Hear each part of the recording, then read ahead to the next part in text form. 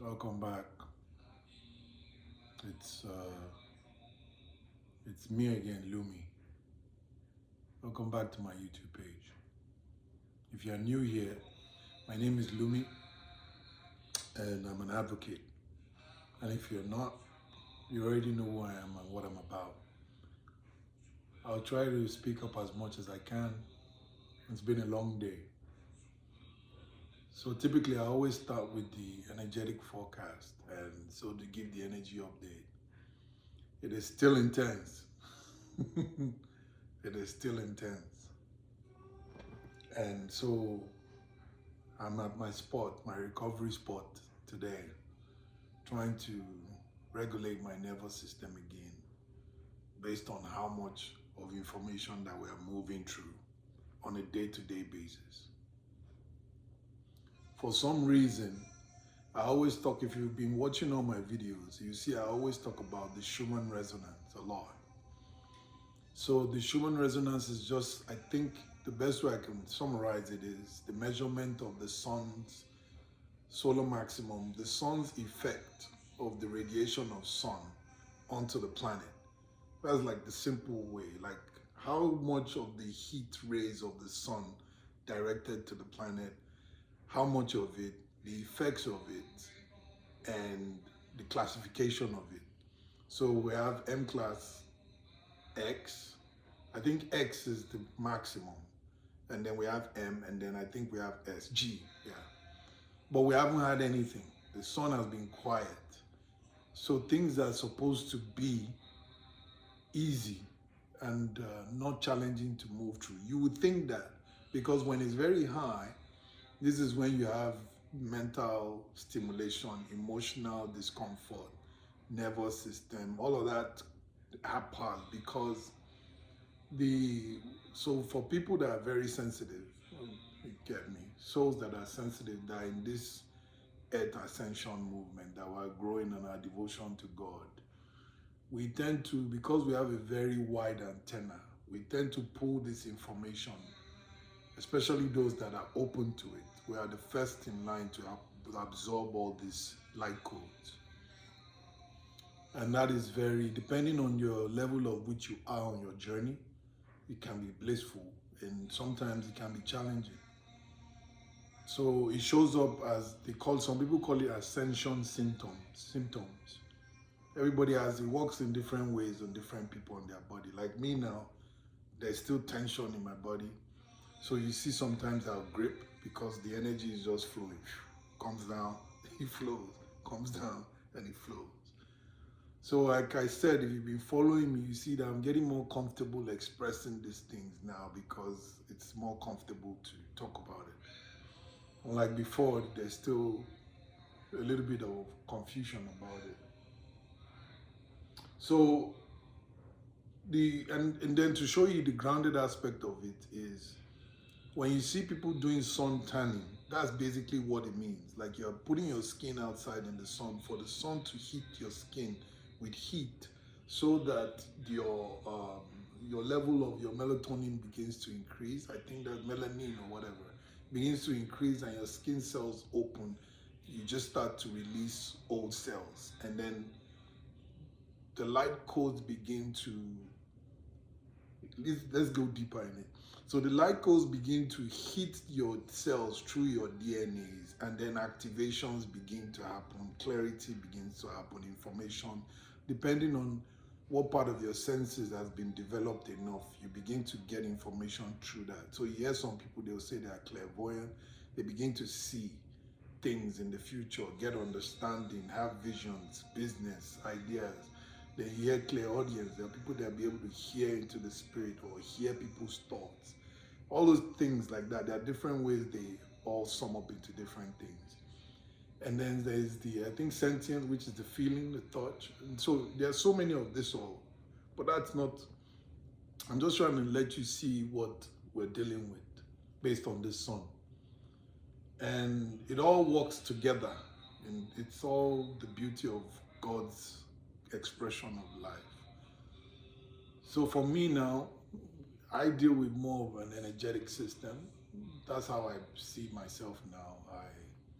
It's more of energy in terms of what I perceive, how I process life is through my senses as my soul, because I'm doing the best that I can to function from my soul, no longer as what what I absorbed as a child. So what it is that there's constant purification of the system as you begin to evolve on this path. What you no longer need, you drop it off. What you don't longer need, you drop it off. But I think that's pretty much it. So that's where we are with the energetic update. The sun has been quiet, but for me, someone like me, when the sun is loud, it's chaos. But for me, interestingly, this part, the sun is still quiet, but it's still chaos. And so for me, what that probably still showing is that what I previously absorbed from the what is it the one of the moons that propelled a couple of weeks ago is still in my field and has not been processed yet in my system. So they're still outstanding, which to me, I believe this is the divine's plan for not allowing more light codes to come, because if there's too much and you're not processing it, it just becomes blocked, and then it can create fight, flight, fear, and all of that stuff in the system. So I'm still processing and coming to spaces like this, which I'm grateful that my supporting team, I appreciate them. They always try to create this space for me to allow me to move through things easily, and then clarity, then I go on to the next phase of my life in terms of vision or what I'm supposed to advocate. So for me, it shows up as tension in the body. There's tension. It shows up as sometimes anxiety, and then what else? Headaches, and body pains, chronic pains, because of the parts of the body that are blocked. Because the way this thing works, I'm going deeper into it because it cuts into the label of being neurodivergent as well. But I don't want to really lean towards that, but it's there. That's one way to look at it. So the way this thing works is like the body is trying to grow, to evolve into a new way of being. And so it's trying to fight the old and also welcome the new, based on the way my neurological pathways in my brain have been used to being, the way that I used to be, which is male dominant, logically thinking, and not combining the balance of the logic and the emotional. So that's part of where I am on my own challenge. And the reason why it's beautiful that is coming in there is because what you're seeing now in the society, again, this is my perspective. We have a society which you hear people say patriarchy. We have a society that is predominantly driven by logic, male thinking. And it's not fair to really say it's male thinking, because in there is still the feminine aspect of it, but that feminine aspect is somehow inverted, is suppressed, but in such a way that is suppressed that it's kind of like weaponized. And that's why the male side is like this. So because it's like the right and the left side of the brain, right? This is the right side, the left side. And so the masculine and the masculine and the feminine, and then the central. Now, because of the way things are, you lean towards this side more and you think like this, and not from the heart. It's mostly thoughts, which is kind of like you're an AI, you're a computer. You're just thinking, you're not adding any emotion. And so you find out that most of us men, especially Africans, we grew up in an environment where you cannot be sensitive. You can't cry. Why are you crying? You're a man. Come on, man up, be strong. All of that crap, right? Us that way, like a soldier, just robot. But being able to cry, feel, sense, process, and then move, balance. And all the same time, you can't be way too much on this side. Because if you're too much on this side, then this side also goes. But anyways, I'm just cycling, showing the cycle. So today on this division part, I think we're on season 3, episode 4. This should be 5. I have 5 more episodes to go. And I'm beginning to trust myself more.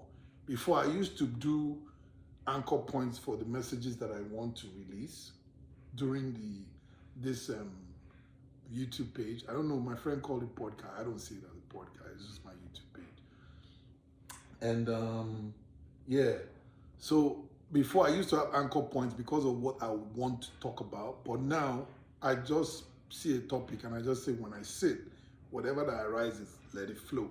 I'm not afraid of where it goes, and I'm not afraid of how I'm going to word it, which is still, again, I'm just being real. I'm getting comfortable with this, confident and comfortable with this new adjustment of my system. And one of the reasons why it's very challenging is, first of all, if you are sensitive, which is not a bad thing, it's a strong thing, which goes into it goes into another point. If you have not incorporated some aspects that complete that aspect, it can be challenging. You need some part of you to be integrated to fully stop any form of leakage or anything that causes for you to be self-sabotaging around challenging situations. And that part is there. So back to where I'm going in terms of the society. You see, there's the news that came this morning. I'm shooting this on 28th of February, which is my birthday, by the way. Yeah, happy birthday to me. Yeah, thank you. Yeah, so we got this news that Iran war, Israel and US and all of that stuff, right? Now, when I saw the press conference from President Trump, I was laughing. And again, sometimes I use laughter as my own tool. When he was telling us the reason why he bombed them, he mentioned things that I think has happened maybe 10 years ago. And I was just laughing. And that's where he is at. And that's the justification, right? And so what's so funny there is he said, people of Iran, we are here to save you, for this is the thing that you've been looking for, to something. And again, this is not just summary. Well, this is what you've been praying for, that we should help you. You've been looking for America to help you. We're here to help you from these people. But then you are bombing those people too in their city. And he said, stay in your house, don't go out because it's dangerous. So he's bombing them.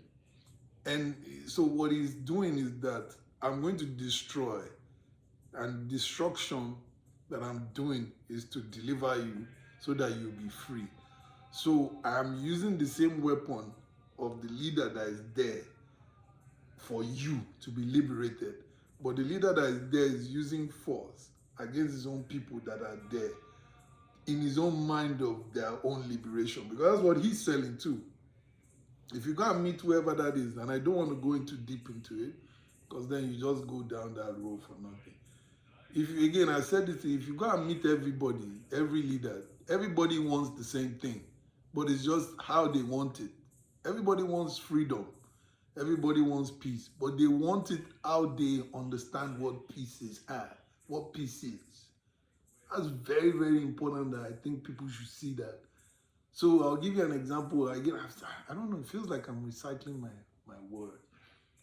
Thanos and the Avengers, I use the same, they want the same thing. Thanos is saying, you are populating the world. I want to reduce the population so that the earth can do blah, blah, blah. He's not saying he wants to destroy the world, that he wants to be alone. He wants to help so that the materials on the planet is sustainable for those that will remain. And those ones that are fighting him are saying, you can't destroy people, because if you destroy people, that's not right. But they're all, it's just different perspectives. And so when when your masculine aspect is dominant and excessive, it can lead to competition. I mean, both sides too, even if the feminine. But I think from what I know is when both sides are imbalanced, whether it's the masculine or the feminine, it leads to competition rather than collaboration.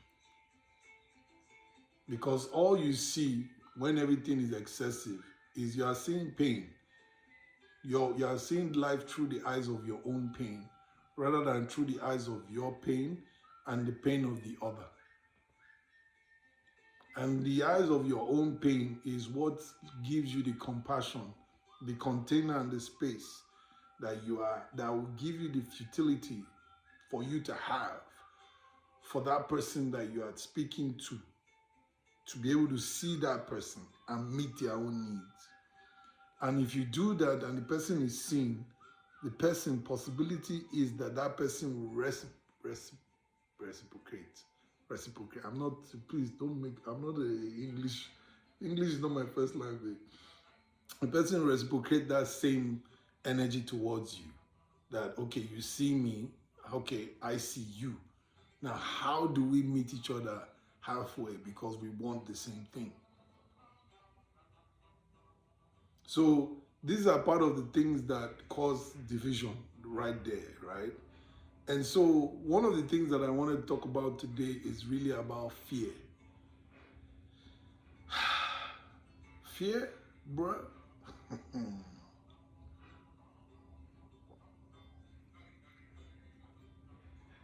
I won't lie to you, I've been dealing with fear for how many years now? And somebody that is a visionary, fear is like our ally.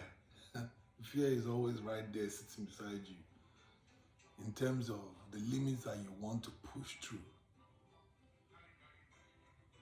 And then the fear, again, you hear some people in this spiritual community, they will say, as an empath, you're absorbing the fear of this community, fear of the collective, because of the limits that you're trying to push. So for me, how that is reflected in my own day is based on my own journey that I am assured of and how I know myself, the depth of the journey and investment that I've put into this. I am very comfortable knowing where I'm going to, why, and what's happening with me, and the kind of support that I need. Now, when I find myself in different environments that are contradicting to that, right, which also reflects sometimes the level at which my perception is up to, which gives a possibility for resolution and compassion to be extended between both parties. That's where that description of that fear of the collective is.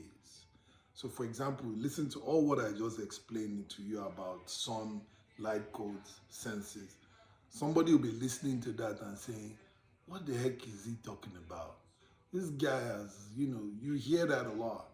What is this guy talking about? That's an example of, and again, that's just one side.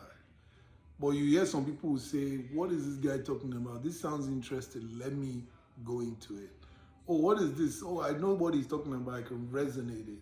So that's how all these things have different viral branches.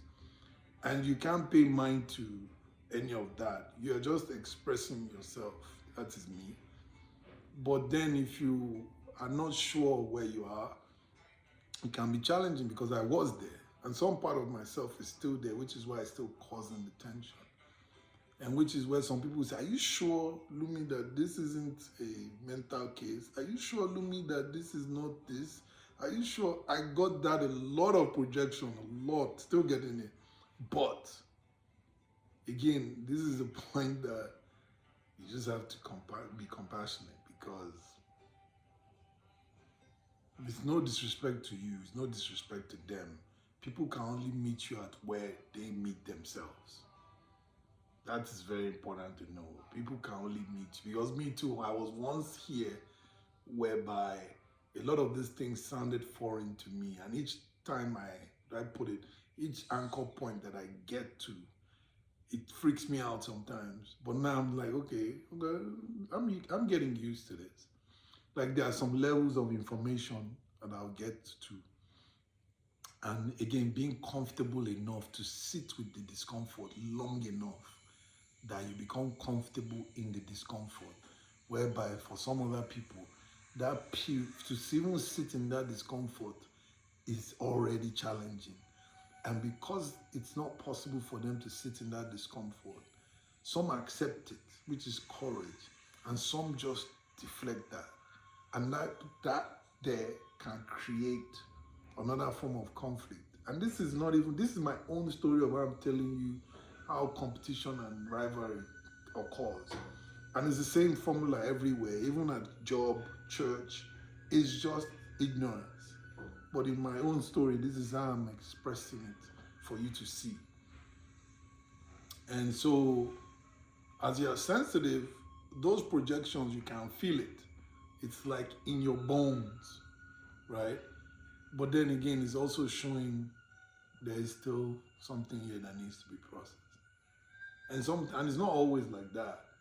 There are times when you see something and it's just, excuse me, immediately you're integrating it. Immediately you get the information. And what it simply basically is all about is just keep releasing what no longer serves you. What no longer serves you.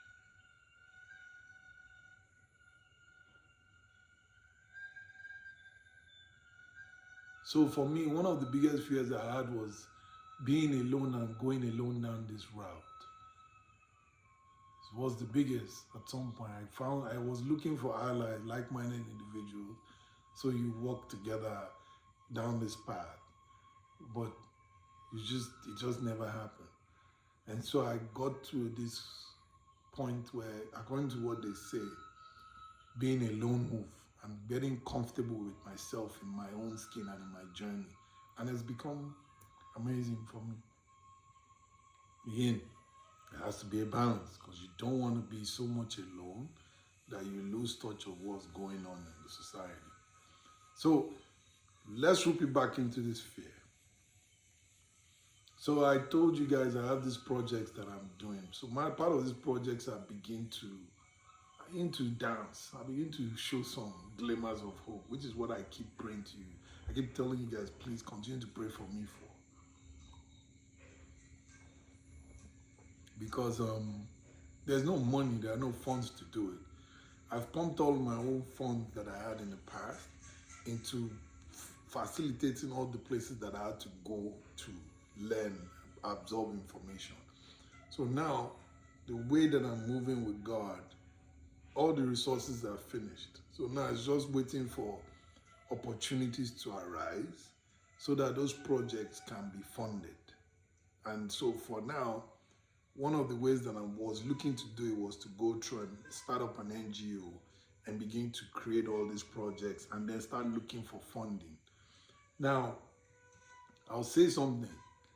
I am also waiting for the original idea that God has gifted me with that would generate this unlimited income for me to fund all these projects. But that idea is already in me, but it has not come up yet in terms of I'm still digging through all the old stuff inside of me till I get there. And it would be harsh for me to say to myself that my heart isn't pure enough to see it. I think that's probably, if you say it harshly, that's probably because for you to carry something that is going to impact the planet, for you to impact the world, to make a change, genuine change, for you to have that level of power, you must have very strong good intentions.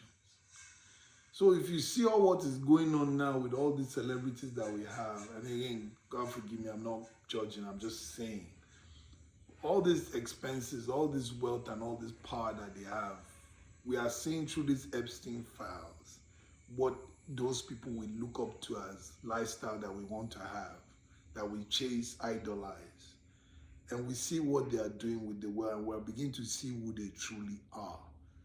And the truth is, they are no different from us as a person. They are no different from us. We all have the same vices. A lot of people, even though I don't know, but I don't know our level of the depth of the darkness, but sexual orgies, parties, rituals, everybody's doing this thing, bro. Well, maybe not everybody, but you know what I mean. So that's that part that I'm still praying to God for. So that part I would not have to rely on organizations to fund my project. Because a lot of these organizations, not most, are again, the vision of which we are looking to create in this planet is for things to be free. Because this planet has free resources. For example, look at who is standing behind me there. That's a tree. that gives us oxygen. They also give us food through vegetables. And you know the funny part, the irony part? They use them to make money that we used to pay to take care of ourselves. So if the source of where money is being created from is free, then the root of the matter is everything is supposed to be free.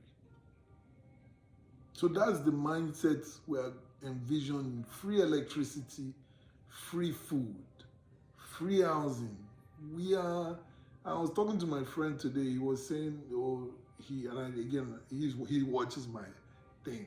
And we had a conversation. He was saying Elon Musk is building something in Mars or something, or SpaceX, this vision of moving humanity to Mars. And I said, that's a good thing he's doing. But we have this pattern of being male dominant. We have not solved the problem that we have here on this planet. We want to go and start somewhere else again, that they are doing their own thing. We want to live here and say we are going there. And that's the way we have been used to. And so you see all this Christopher Columbus, all these way things that men, the conflict inside of you, you project it outside and go elsewhere to go and conquer that place and say you have evolved. It's an old trick in the book. And that's why I personally, I don't judge anybody. I don't blame it. I call it out, but I can't judge because I know how difficult it is to sit in this thing. I know. So I can't even blame anybody that is saying, you know what, I quit. I'm just gonna go do what I have to do. I don't care about this anymore. I don't even blame anybody because I know how difficult it is. So for example, there are many opportunities that have come up for me to make money, but it didn't align with my heart in this vision that I just saw. This is another gross way of earning money under the pretense that I want to do a project. I've done that before. I know what that did to me, even though it worked to some extent to get me to this path and generate the funds to support this movement. But I see that there are other ways to do it, which is to fully trust and jump in there, because that's all that matters to me.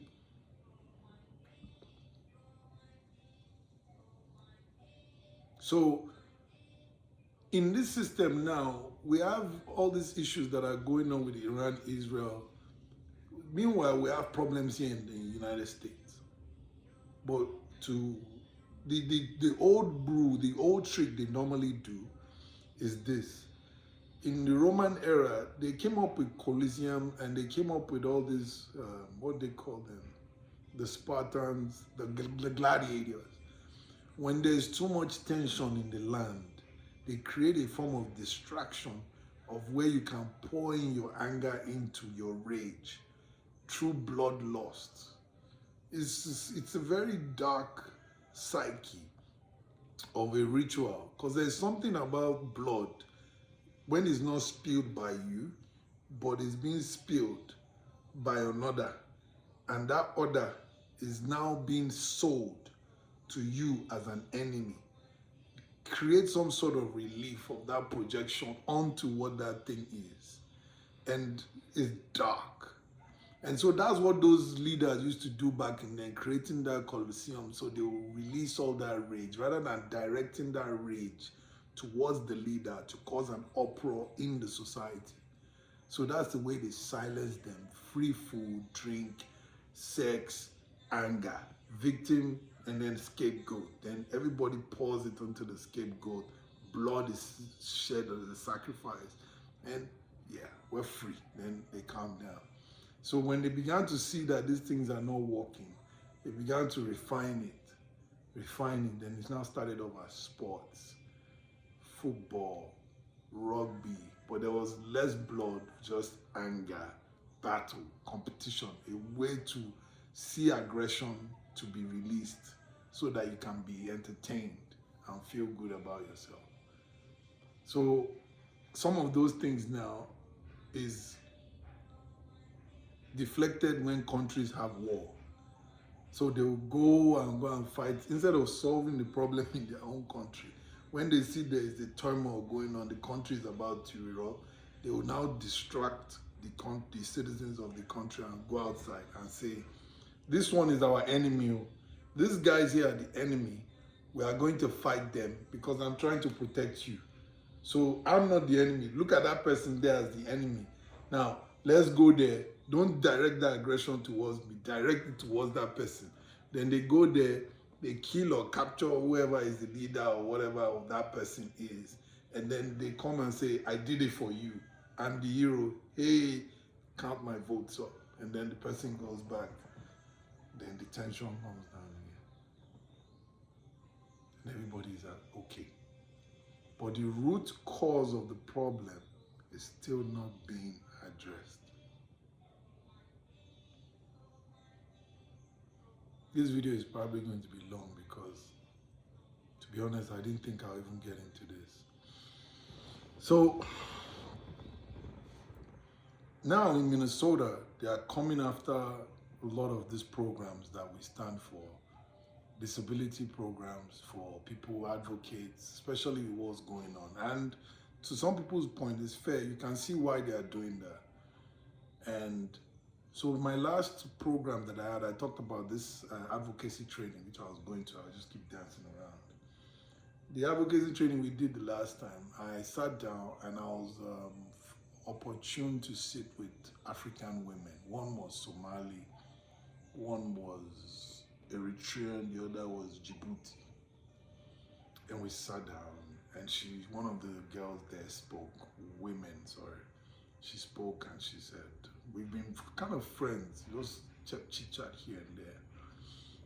And so she spoke, we had a meeting, we spoke. And so this weekend's training was based on media training, how to speak with the news, get our messages across. It's kind of like what I'm doing, but more with the cameras facing you. So when we're there, this is what's so funny about this beauty of life. She started with a vision. This is one of the ladies that sat with me. She's Somali, and I'm hoping she won't get tipped off by me putting her into this. I'll ask her. So she started with a vision, very simple. She just said, oh, Lumi, where all the Africans are on this table. I'm a Pan-African, this, that.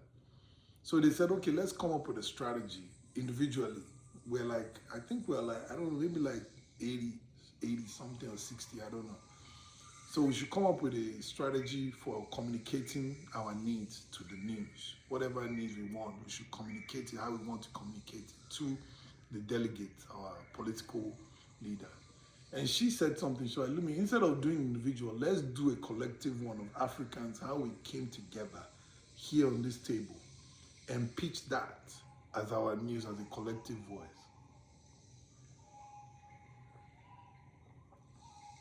Here's what's funny. When she first said that, I was like, I don't want this African movement. I'm very open to, because there are other people there. There are Caucasians, there are Spaniards, everybody. And I was like, but I was like, okay, let's do it. But I just know that I don't really do, I'm open to everybody. I'm just a human advocate. I don't say I'm an African advocate. So I listened to her. And here's what's funny. You see, that decision she made, when they now asked us in the group, they said, does anybody have an idea of how this should be done? Nobody had an idea. And so for some reason, they pointed to our table and she said, we are speaking collectively as an African group to pitch our message. And then all of a sudden, the coordinator just said, okay, that's what we're all going to do. So you can imagine the vision she had. She pitched that vision and the whole room changed just by her vision. And this is a Somalian woman, right? Now, let's not forget, not her, but there's the attack on the Somali community by the campaign based on this fraud system on the social security service, social service. So I'm trying to put it together.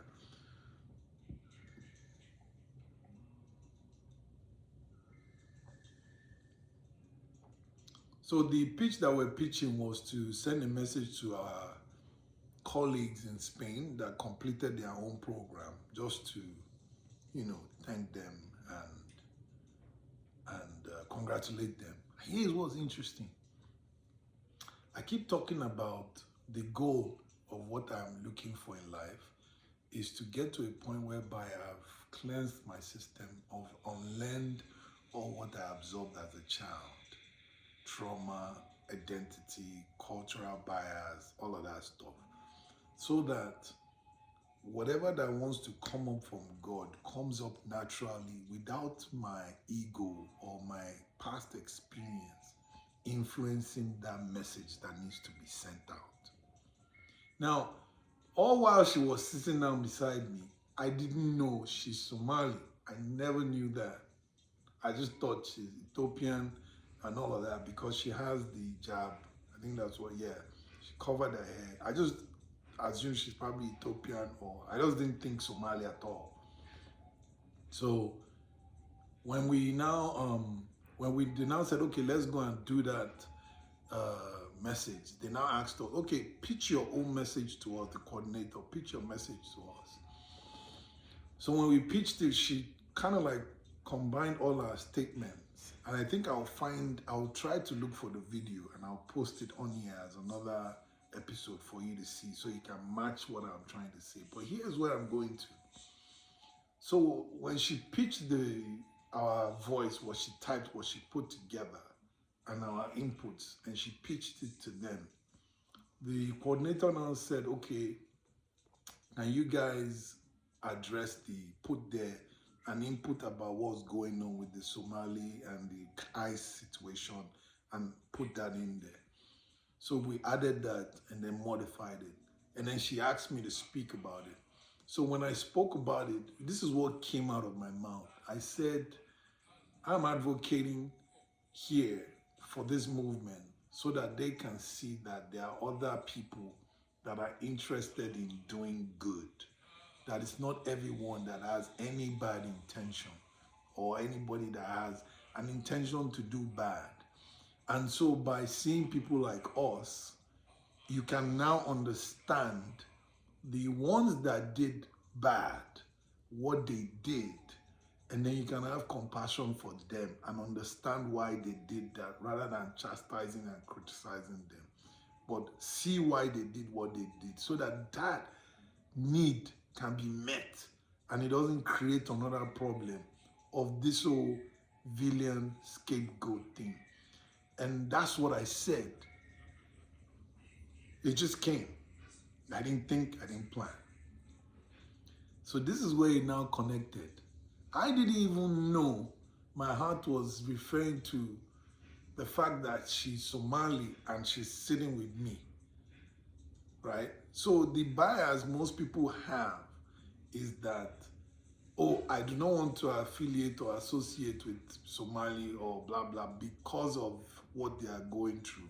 But it's not everybody that is doing that. There are people that are good, that are still trying to make a difference.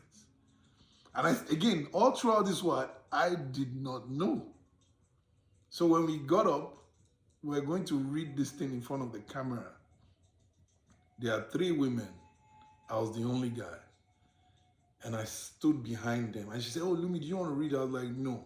Again, this is another interesting point that I want to point out. Typically, I would lead. I would jump in there and say, okay, let me read. Let me do this. But it didn't even come to my heart in any way, shape, or form to say I'll take the lead and read it or write it or something.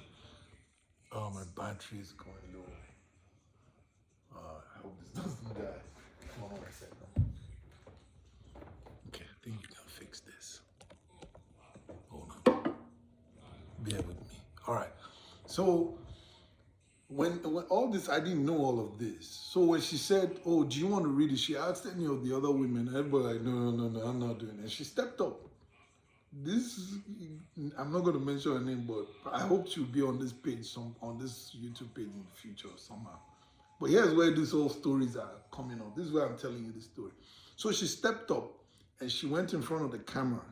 I couldn't even do it. But again, there was no typically, you know me, that thing, that leadership thing just says jump, read, write, speak, Lumi, do this. But I just felt comfortable.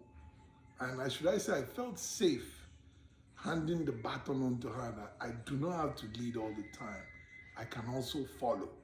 And that's one of the important parts of being a leader, knowing when to lead by following and knowing when to follow by leading.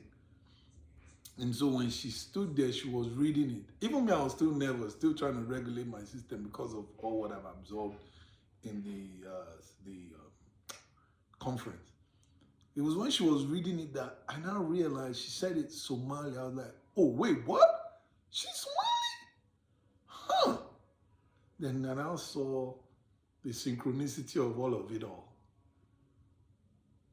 How all of that connect. And what's very interesting is the only reason why I was able to play my role in that dynamics. And I stood there, it was a very powerful photo. You see, it's what I'm going to use as the thumbnail for this picture. I stood behind them, the tall guy, and it was like I was protecting my women, standing behind them with my own voice, non-violence, communicating and letting our voice be heard, so that when they are talking, you don't bypass the fact that there's a woman speaking. You don't see her, that I don't want to hear what this woman has to say.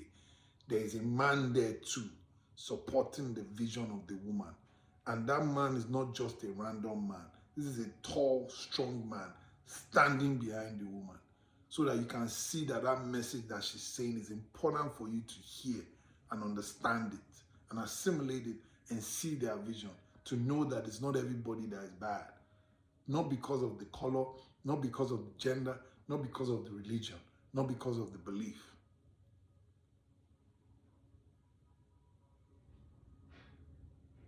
So this is where it gets more interesting. It keeps getting more interesting. So when we finished that, I now looked at her and I said, I want to talk to you about something. She said, what? Then we reconnected like a few days later. I said, I have this project that I want to do in Africa. Would you mind doing it with me? And we spoke about it. She said, Pooh! She just started analyzing. And guess what? I just relaxed that, okay, one of the projects has been green-lighted now. I don't have to champion it. I already found somebody that is even, I want to use the word more wordy, that is capable, that it's meant to be done with or by her. And I can let go of it. That it must not be done through the way that I see it. That is most important for it to be done rather than me doing it.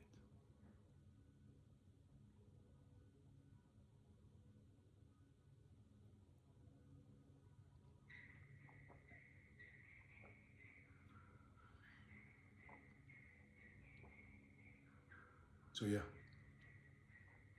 that's where we are. That's where we are. That's where we are. And one last thing that I want to close with. This is 43 minutes, and I look at time because me too, when I watch, I don't like videos going too long. But all of this has to come out. This is where we are. So what I'm trying to say is, I have a friend that I was talking to about, he's somebody that we bounce off ideas and ideologies about. He says, Lumi, you strike over as being passive. Every time, Lumi, you're always saying, go the highway. What? This violence, there's violence here. Why are you doing this? And I was trying to let him see things from non-violent ways. So I mentioned names like Gandhi, Nelson Mandela. And so to him, those things look far-fetched because those people have been idolized in such a way that they are extraterrestrial human beings. But these people are just human beings. This is regular human beings.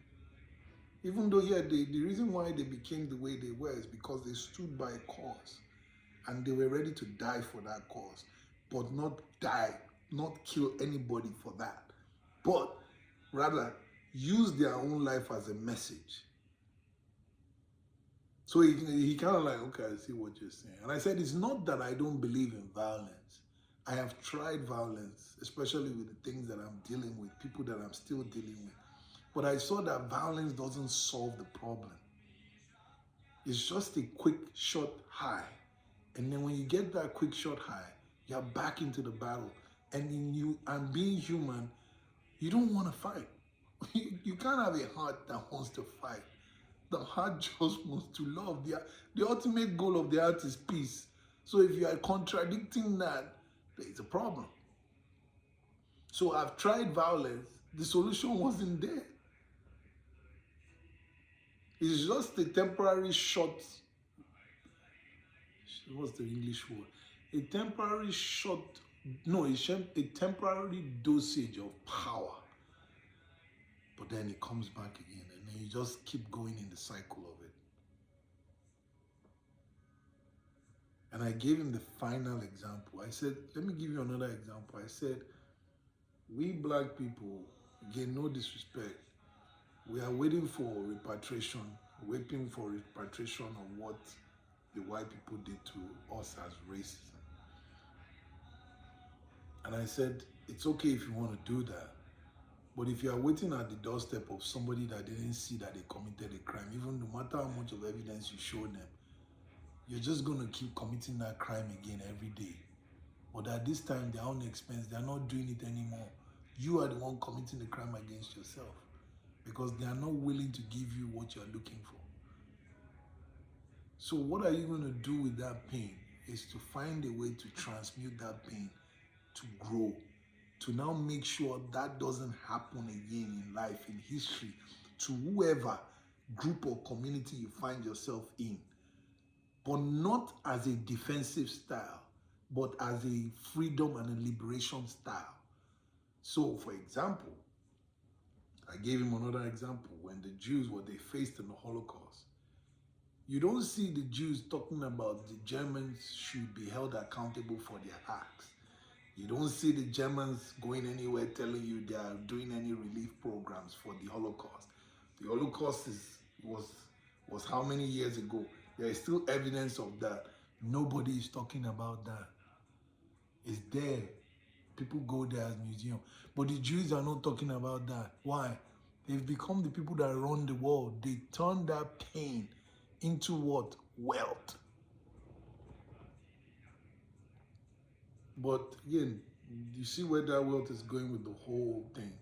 That's another, again, that's why I said, when you are doing this transmutation of this pain that is being caused by someone to you or a group of people or a belief system or a movement, engaging them with war sometimes may not be the best solution. Sometimes you may do. To me, it never worked for me. But if you are able to find the reason why you were in that position, what that position that you were in with them that made you vulnerable, that bled you, almost bled you out, if you correct that movement, integrate that, then there's an aspect of you that wouldn't need such a person or such a group ever in your life anymore, without inflicting damage on them. And then your own growth, if you want to use that language, your own growth is now the revenge. Let's just sit with that.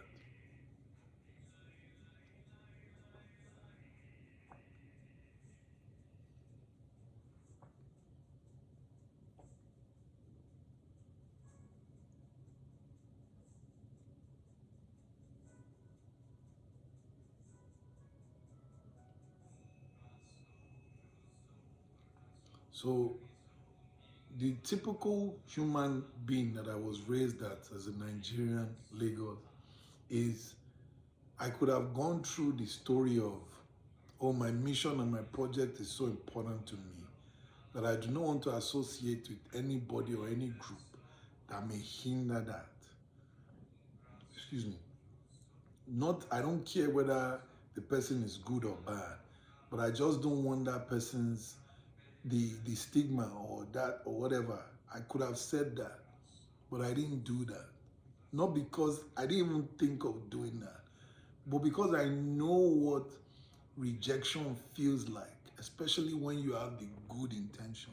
I know what abandonment feels like, especially when you have been misunderstood. And I know what projection of pain feels like when you are being made as a scapegoat. So then I could understand, I had that depth of the capacity for God's message to come out and bet that union with that movement. And solution was provided for one of those projects.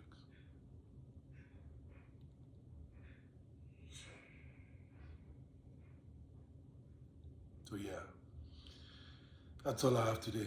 I've almost spoken for 1 hour, bruh.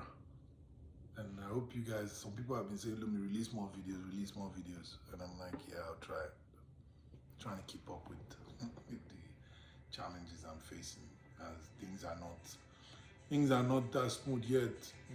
Still a lot of integration that are still waiting to happen. So this video is as vulnerable and as easy as I can. That's why I don't have all these edits. I'm an IT guy. I love creativity.